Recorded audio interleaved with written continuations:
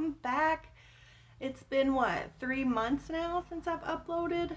Ugh, I did not mean to be gone that long, guys, but I'm back now, and today's video is gonna be fall themed decor projects. Fall is my absolute favorite time of the year. I really hope you guys enjoy these projects, and if you do, make sure you hit that like button. I notice I have a whole bunch of new subscribers, almost 200 now. What? Thank you guys so much. If you're new here, hi, I'm Faith, and you're watching willoughbydiy.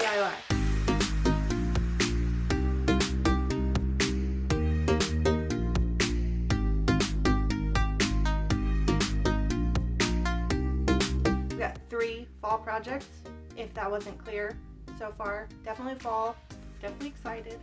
I've got a centerpiece, a banner, and a gorgeous 3D pumpkin wall art piece, so make sure you stay tuned to check out all 3 of those. If you like them, don't forget to hit that like button, and if you haven't already, please consider subscribing. Our first project today is this gorgeous 3D pumpkin wall art. I was inspired by actually a painting I seen on Kirkland's website, and I was like, you know what, a 3D painting would be awesome. So this is what I did. For the frame, you're gonna need 2 5-gallon paint stir sticks and 2 1-gallon paint stir sticks that I picked up at Home Depot. We're gonna cut the handles off and make sure the 1 gallons are the same length and the 5 gallons are the same length as each other. I'm gonna lay them out just like you see here. I took one of these jumbo popsicle sticks, and it's gonna help me secure the frame in the shape that I want.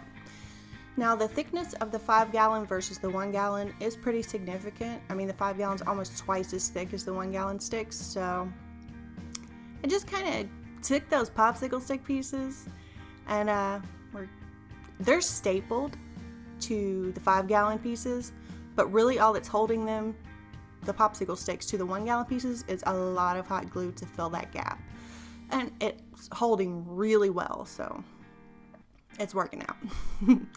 Most everything is really mostly secured to the 5-gallon pieces, so it's really not a big deal. See, there's a huge gap there. Yeah, just lots of hot glue. Now for the background, I went with chicken wire because I have chicken wire. If you don't have chicken wire, you can use a fabric, you can use more wood pieces, whatever you want. If you want a chicken wire look but don't want to get chicken wire, you can use gutter guard mesh or one of the Dollar Tree waste baskets cut down to the size you need. Just be careful when cutting anything metal like that or like this chicken wire. Get you the size you need.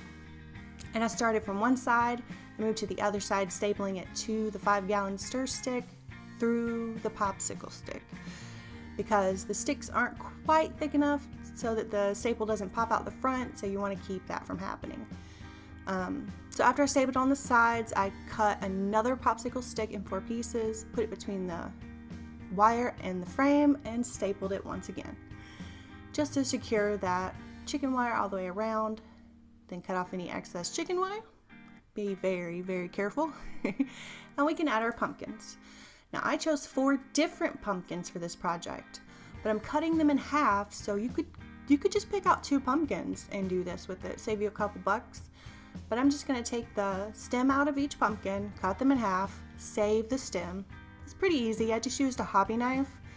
My hobby knife wasn't super long, so doing this tall one was a little harder, but I just took a thin plastic ruler, kind of wedged it in there and carefully and managed to get it apart. Kind of weird, but it worked. It's a little messy, but it's okay. Insert the pumpkin stems, secure using some hot glue, and then you'll also need to cut you some scraps of fabric, or in my case I used Dollar Tree burlap ribbon. Make sure you cut a piece that'll cover the back but not show from the front, if that makes sense. We're going to use that to kind of secure our pumpkins on. And you can use scrap fabric or whatever you got on hand. I don't think I'd recommend paper, but you could try it. Then we're just going to put our pumpkin on the front of the chicken wire, flip it over holding it in place, put on some hot glue, and place that fabric or ribbon onto the back on the opposite side of the chicken wire, so that the chicken wire is sandwiched between the pumpkins and the ribbon or fabric. And once you have all 4 on your frame, we can decorate them. And I love these little mom picks from the Dollar Tree. They're super cute, but I just took 3 of the flowers and 1 of the leaves from that pick, and I just attached them onto the top of my white pumpkin. And these gorgeous berry picks from the Dollar Tree, oh, they're so pretty, and they come in so many different colors. I just tucked that one behind the green, and then for the tall orange pumpkin, I made a curly Q. I just wrapped a piece of wired jute twine around a pencil like 5 times, stretched it out, folded it in half, tucked it behind the pumpkin, and hot glued it in place. For the small orange pumpkin, I'm going to add more small orange pumpkins, well, smaller. I'm going to take 3 and just hot glue and stack them on top of that pumpkin. And to cover up the sort of gaps you get in between the pumpkins, I'm going to tuck 2 of the leaves from the mini mum pick in behind it, hot gluing them into place. Once that's all done, you just need to create a hanger. For mine, I took about 2.5 to 3 feet of that wired jute twine and stapled it, folded it in half, stapled it to the back of my frame, and that was it. I think this is super gorgeous, and you could stain or paint the frame however you want to customize it, whatever pumpkins you want, whatever decorations you want, highly customizable. Next up is our autumn banner.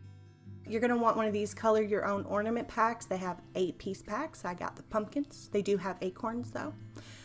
For 4 of the pumpkins, we're going to paint those entirely in this Harvest Orange by Apple Barrel and wipe off any excess paint you might have.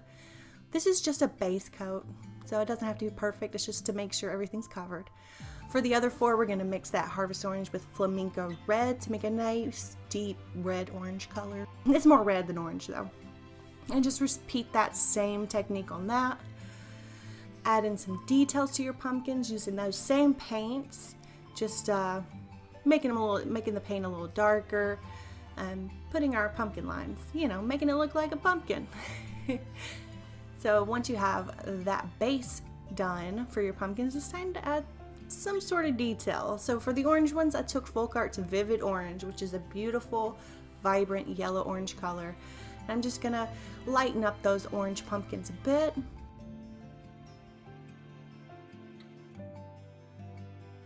And then give them some highlights with just some plain old apple barrel yellow. Pick where you want your light source to come from. So mine, I picked the top left, which means most of my highlights will be there, and then I'll have like some reflected light on the bottom right.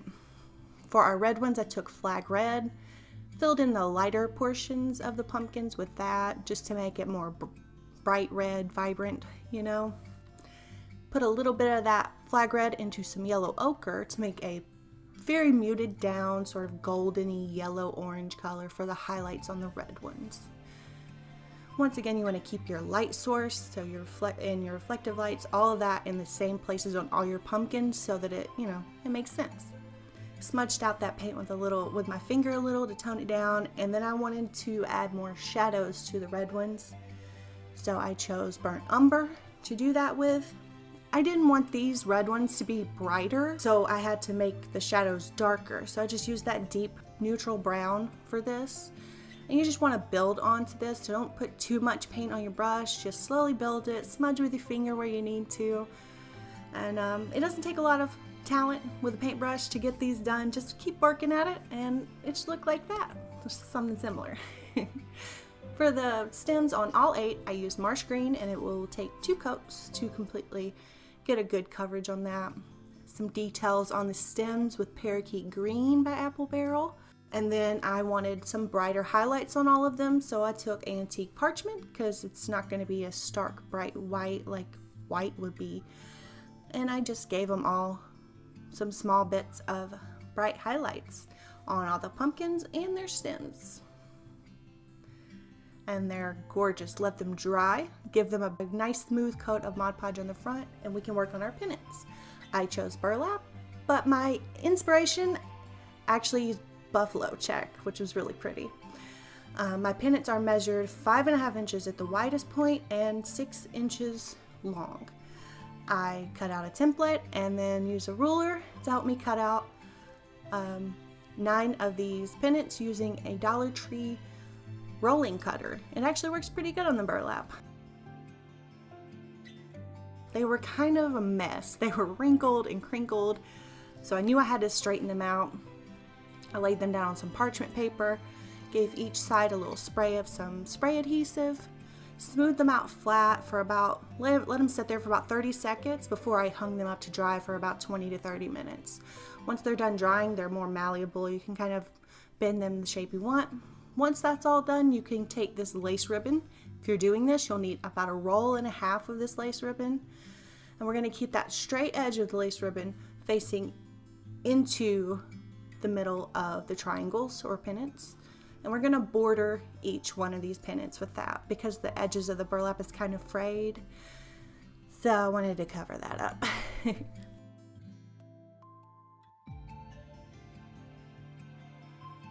Once you have it glued on, trim up the excess ribbon.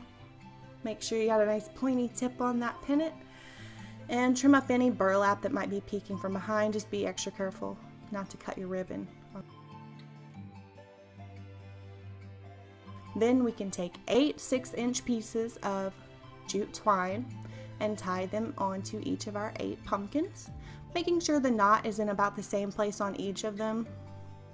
Then you'll need 1 complete roll of this burlap ribbon from the Dollar Tree. You will use pretty much the entire thing.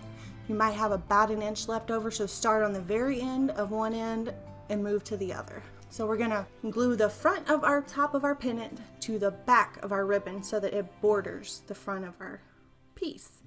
Count 4 of those little circles and then glue the knot of our pumpkin hangers to that 4th circle.